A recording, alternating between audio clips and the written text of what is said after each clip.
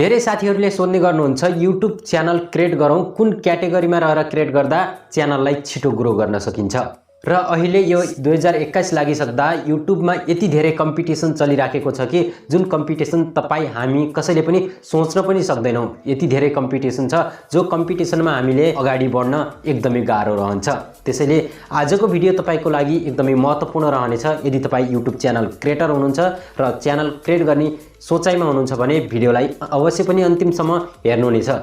नमस्कार, म मोहन, तपाई हेर्दै हुनुहुन्छ बेसिक टेक्निकल सपोर्ट। भिडियोलाई लाइक सँगसँगै च्यानललाई सब्स्क्राइब गर्न नभुल्नुहोला।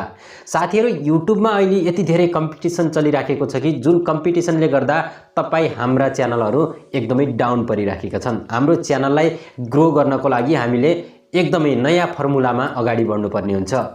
तपाई हामी जसले पनि YouTube च्यानल क्रिएट गरेका छौं, कसैको देखासिकीमा, कसैको च्यानल चलेको देख्दैमा, कसैले पैसा कमाएको देख्दैमा हामीले च्यानल क्रिएट गरेका छौं भने हाम्रो च्यानल एकदमै अगाडि बढ्न सक्ने चान्स बिल्कुलै छैन। त्यसैले हामीले अरु कसैको देखासिकीमा हैन, आफ्नो भित्र आत्मादेखि YouTube च्यानल खोल्छौं भन्ने हाम्रो भावना आएपछि मात्रै च्यानल खोल्यो भने अवश्य पनि हामी अगाडि बढ्न सक्छौं। किनकि जुन कला छ हामीसँग त्यो कलालाई अगाडि निकाल्न सक्यौ भने मात्रै हामी अगाडि बढ्न सक्छौं। नत्र अरु कसैले लिएका कलालाई कपी गरेर हामीले पेस्ट गर्न लाग्यौ भने अवश्य पनि हाम्रो च्यानल ग्रो हुने छैन। किनकि जुन विषय, जुन कलालाई अरु कसैले नै देखाइसकेको छ भने हामीले देखाउनुको कुनै औचित्य रहदैन। त्यसैले मैले भन्न खोजेको कारण चाहिँ के हो भने तपाईले नौलो र नयाँ चीजलाई एउटा आफ्नो च्यानल मार्फत बुलन्द गर्नुहोस्, आफ्नो च्यानल मार्फत देखाउने प्रयास गर्नुहोस्। तब मात्रै त्यो नयाँ चीजलाई हरेक मान्छेले अर्थात हरेक युट्युबरले हेर्ने प्रयास गर्नेछन् र हरेक युजरले तपाईको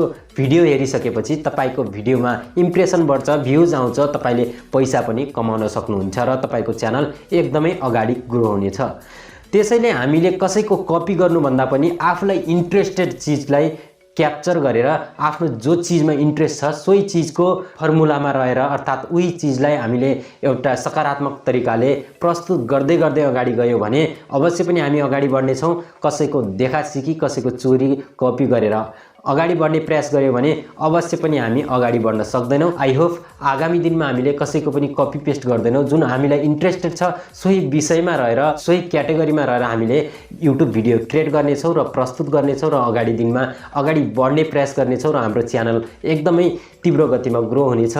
जस्तै मैले भन्न खोजिराखेको यति बेर तपाईलाई बुझाउन खोजेको कारण चाहिँ के हो भने तपाईलाई यदि ब्लग सम्बन्धी इन्ट्रेस्ट छ, ब्लग घुम्नको लागि तपाई इच्छुक हुनुहुन्छ, यताउता घुम्न सक्नुहुन्छ भने तपाईले ब्लगिङ टाइपको एउटा क्याटेगोरीमा च्यानल क्रिएट गर्नुहोस् र तपाई घुम्नको लागि इच्छुक हुनुहुन्छ। त्यसैले हर कहीँको घुमघामका फोटोहरू अर्थात भिडियोहरू क्रिएट गरेर ब्लगमा पोस्ट गर्न सक्नुहुन्छ YouTube च्यानलमा। यदि तपाईलाई ब्लगमा इन्ट्रेस्ट छ र तपाईले टेक्नोलोजी सम्बन्धी, गेमिङ सम्बन्धी च्यानल क्याटेगोरीमा च्यानल क्रिएट गर्नुभयो र भिडियो बनाउन खोज्नु भयो भने केही दिनसम्म बनाउनुहुन्छ, फेरि तपाई घुम्न जानुपर्ने हुन्छ। घुम्न जाँदाखेरि तपाई यताउता घुमेर आउँदाखेरि घरमा नपुग्दै आफूलाई भिडियो क्रिएट गर्न अलिकति आतुर रहन्छ र रुममा आएर अलिकति आफ्नो दिमाग क्लियर नहुँदै तपाईले गेमिङ भिडियो बनाउनु पर्ने हुन्छ, टाइम मिल्दैन तपाईलाई। यदि तपाईले ब्लगकै भिडियो क्रिएट गर्नुभयो, ब्लगकै क्याटेगोरीमा च्यानल क्रिएट गर्नुभयो भने त तपाई घुम्न गइराख्नुहुन्छ नि, तपाई जहाँ जानुहुन्छ त्यहाँनिरको दृश्यलाई एउटा भिडियो सुट गरेर तपाईले YouTube च्यानलमा पोस्ट गर्न सक्नुहुनेछ।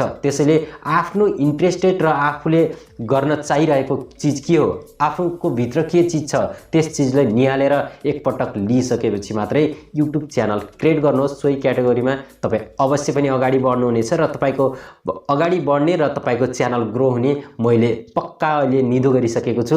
तपाई आफूलाई आफ्नो भित्रदेखि जुन चीजको तपाई एकदमै पर्फेक्ट हुनुहुन्छ सोही चीजमा रहेर भिडियो क्रिएट गर्नुहोस्, सोही क्याटेगोरीमा रहेर YouTube च्यानल क्रिएट गर्नुहोस्। तपाई अगाडि 100% बढ्नुहुनेछ र तपाईले भविष्यमा YouTubeबाटै राम्रो पैसा अर्निङ गर्न सक्नुहुनेछ र तपाईको लाइफ नयाँ जीवनका साथ अगाडि बढ्नेछ। आई होप आजको भिडियो तपाईलाई एकदमै मन पर्यो होला। यदि भिडियो मन पर्यो भने भिडियोलाई लाइक, शेयर र कमेन्ट गर्न नभुल्नुहोला। तपाईलाई लागेका सल्लाह, सुझाव र प्रतिक्रिया, जिज्ञासाहरू पनि कमेन्ट गर्न नभुल्नुहोला। तपाईका कमेन्टका आधारमा आगामी दिनमा अगाडि बढ्ने प्रयास गर्नेछु।